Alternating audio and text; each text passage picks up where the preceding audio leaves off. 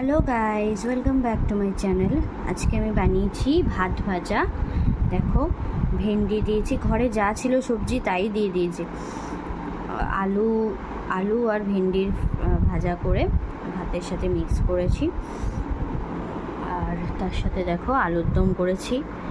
এটা আছে পনির, আর সাথে হলো ভেন্ডি আলু সর্ষে পোস্ত।